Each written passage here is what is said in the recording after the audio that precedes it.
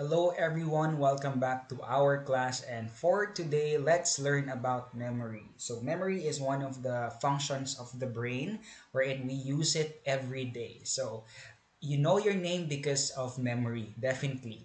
Okay, so let's learn about it. Memory is the process of maintaining information over time. So is the means by which we can draw out our past experiences in order to use this information in the present. So, for example, you once hurt, no, after your breakup with someone or with your special someone. So, because of that, because of that memory, that pain, char, because of that memory of you hurting from breaking up with someone, okay, you will now become more careful next time when you engage in a relationship. Okay, that is one function of the memory. It allows us to become more careful and wiser next time around. Okay, in children, like for example, they experience pain when they touch a hot surface. 'Di ba? So because of that, they have that memory or past experience. Therefore, they will become more careful the next time around. They will move into that particular situation that they will touch a hot surface. So, it will avoid them from experiencing it the same time around. So there are three stages of memory: how does it is stored, how does it is encoded, and when we can retrieve it. So these are the three stages: encoding, storage, and retrieval. So definitely, this is the Atkinson Chefrin theory, which can explain more by this diagram or model. So it is a classic basis for the distinction between different memories corresponding to different time intervals. This was formalized by Richard Atkinson and Richard Chefrin in 1968. So the basic tenets of this theory are as follows. So basically, um, information arriving from the environment is first placed into what was termed sensory store. Okay, so, first is at large. The sensory store pertaining to a given sense organ contained all the information impinging on the sense organ from the environment. Okay, so second is it is transient. Okay, information from the sensory store decayed over a time period ranging from a few tenths of a second for visual sensory store to a few seconds for auditory sensory store. Third one is that small portion of the information in sensory store that was attended to was transferred out of sensory store into the next major component of the system, which is the short-term memory. All right, so just to sum it up, all right, just to make it more summarized, now this is how it looks like. This is the diagram of the how the process of memory takes place. No, how can we encode, how can we store, and how can we retrieve memory? So basically, let's learn more about short-term memory versus long-term memory. So short-term memory refers to the information processed by the individual in a short period of time. Hence, we can refer it as a working memory. Okay, because like for example, you are asked by someone to count the number of birds. Okay, and afterwards, you know that there are five birds. But after some time, no, since it is not stored in a long-term memory, hence you can easily forget it. There is a higher chance that this memory cannot last, or it will not last, and hence it will be forgotten. Okay, so the next type of memory is long-term memory. Okay, this allows us to store information for long periods of time. So this information may be retrieved consciously through the explicit memory or unconsciously through the implicit memory. So long-term memory has two types: explicit and implicit memory. I will try to explain this later on. Okay, so there are two types of long-term memory. Okay, explicit one, okay, describes something that is very clear and without vagueness or ambiguity. It means it is direct to the point, okay, and you remember it exactly as it is. Okay, that is an explicit memory. While an implicit one often functions as the opposite, referring to something that is understood but not described clearly or directly, and often using implication or assumption. Okay, that is an example of an implicit memory is, let's say, so it is not very clear, no? Or it is not very direct. Okay, it's like you assumed, okay, that on which that memory already happened. So kaya may mga term tayo na mga deja vu, that you feel that this event already happened, but what really happens on that particular situation when you experience deja vu is meron ka lang na associate or you remember something that is quite related to words that experience right now on that particular moment. So nagkaroon lang ikaw ng parang recall. Kaya minsan nakaka-feel ka ng deja vu na parang, wait, it already happened before. I feel that this particular present time already occurred, no?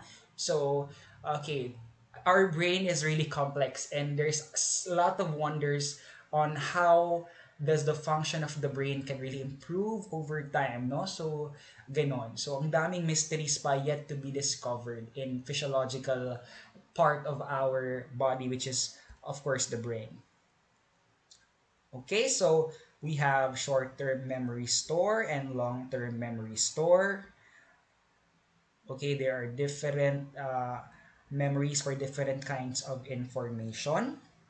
Okay, so for a summary, there are three stages of memory, no? Encoding, storage, and retrieval. There is increasing biological evidence for these distinctions. Recent brain scanning studies of long-term memory indicate that most of the brain regions activated during encoding are in the left hemisphere, that most of the regions activated during the retrieval are in the right hemisphere. So actually this topic, no, is can be basically elaborated more pa on your subject in physiological psychology. Okay, that is one of your major courses. Okay, so this is a very interesting discussion, no? There are three kinds of memory that differ in terms of their temporal characteristics. By the way, hippocampus is the brain that is involved in your emotion regulation. Okay? So again, in terms of your temporal characteristics, no, sensory memory. This is in regards to your senses and your feeling, touching, seeing, smelling, hearing, okay, tactile. Okay, this lasts over a few hundreds of milliseconds. Okay, the short-term store here, now called the working memory, operates over seconds, while the long-term stores operates over times ranging from minutes to years. So long-term store, no, this is the memory there can be retrieved, no, but it does really require sometimes it does really require mental energy in order for you to retrieve that memory if it is stored in the long term. Okay, ranging from minutes to years, but there are long-term memories, no, like for example, what is your name? No, you can just say your name. What is your birthday? Okay, so without mental energy or stress too much. Okay, so basically again on the long-term memory, there is what you call implicit and explicit memories. Okay, explicit memory is conscious, again conscious, while implicit memory is unconscious. Just like what I said, explicit, no, very direct to the point. You can easily understand it, no, without vagueness or ambiguity. While for implicit memory, this works primarily in the unconscious. So there is another meaning, or you just recall it because I believe there are reasons, like you have recalled a particular situation that then affect or that then cause for you to simply recall that particular memory or event that happened in your life.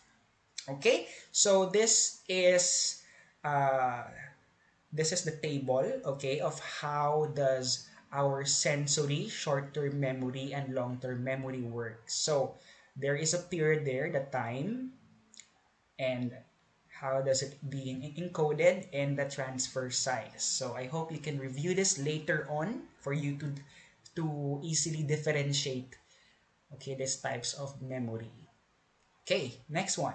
Sensory memory. So, sensory memory is the information initially acquired from the environment via the sense organ. So, through hearing, touching, seeing, smelling, okay, tasting. Okay, this is acquired from the environment, external stimuli via the sense organs, which is placed into a long which is in a short lasting memory. So it holds a large amount of information, and it holds a fairly faithful representation of the sensory information that enters the sense of organ, and it is short lasting.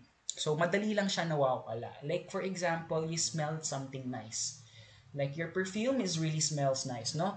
After some time, no, after a few hours, it can easily be forgotten or cannot be stored in long term. So sensory memory doesn't really last. As what it is stated here, very, very brief lang siya, iconic, okay, and it doesn't really last for a longer time. Sensory memory, okay, we have haptic, olfactory, echoic, gustatory, and iconic. Okay, these are the senses. Seeing, viewing, smelling, eating or tasting, and tactile. Working memory naman, okay, this is the other term for short-term memory. Working memory is the information in working memory tends to be encoded acoustically, although we can also use a visual code. So working memory is conceptualized as being divided into an auditory part, the phonological loop, and a visual part, or the visual spatial sketchpad. So basically, this is the short-term memory. All right, please kindly read this further after the session. Long-term memory, again, is involved when information has to be retained for intervals as brief as a few minutes or as long as a lifetime. So, there are instances wherein some information can be stored in the long-term memory, like some important points during a conversation. Okay, and of course, some information that you experience in your lifetime, okay, such as adults' childhood memories. There, I believe, memories in your childhood that you can still recall up until this very moment. Perhaps those memories that had a significant change or impact in your life right now. If you are being traumatized, you can easily remember it, no? You can easily recall it. Information in long-term memory is usually encoded according to its meaning. So there are three types of long-term memory, okay? This is another type under the long-term memory. We have here procedural memory. These are the skills and the procedures we can do in doing a particular task. Another one is we have episodic memory. These are the events that happened in our life that are seen to be significant, and hence it can be stored in the long-term memory. And we have the semantic memory, or meaning, information, and the definition. So in the semantic memory, well, basically there are some information that we could easily recall if we have studied it furthermore, no? If talagang inaral natin siya, no, talagang madali na natin marirecall yung mga information under the semantic memory. Okay, forgetting. Forgetting ng X. Joke. Okay, forgetting in long-term memory is due to retrieval failure. So, if we cannot retrieve a particular memory under short-term or long-term, the information is there, cannot be found anymore, and to interference by new information. So, if we cannot recall a particular memory, it can lead to forgetting. Some forgetting from long-term memory is due to a loss from storage. So, also, some reasons as well is because of amnesia or any physiological disorder. Okay, it's hard for us to recall information. Have you ever watched 51st Dates? So it is an example uh, of a case wherein the person cannot create new memories. If you can watch that movie, it's very funny and very goofy. Okay, it's really, really good. Retrieval failures in long-term memory are less likely when the items are organized during encoding and when the context at the time of the retrieval is similar to the context at the time of the encoding. So the retrieval process can also be disrupted by emotional factors. So it was proven, no, that if we are anxious or fearful, or if we have mental illnesses, no, it's hard for us to study effectively because it is hard for us to encode information. Hence, retrieval is also difficult because when the information is not properly encoded, no, because of our emotional factors or because of those emotions during the time, like like on which you are very sad or you are very stressed, no, it's hard for you to focus and concentrate. Hence, it's hard also for you to retrieve those memories. Amnesia. Okay, let's discuss this. Amnesia, much of what is known about implicit memory has been learned from people who suffer amnesia or partial loss of memory. Okay, so amnesia may result from very different causes, including accidental injuries to the brain, strokes, encephalitis, alcoholism, and so on and so forth. So, amnesia is very common on different shows, on different movies, diba? So, forgetting uh, forgetting the people that you already know because of an accident, because of an impact towards directly to the brain, no? Kaya nagkakaroon ng mga ganitong phenomenon, okay? So, this is, I believe, the end of the lesson, no? I believe, sana may natutunan kayo kahit papaano. Okay, so please do read more about this presentation and try to search in videos in YouTube, okay, for you to learn more about this topic. Thank you so much for listening and goodbye. See you soon. Thank you, everyone.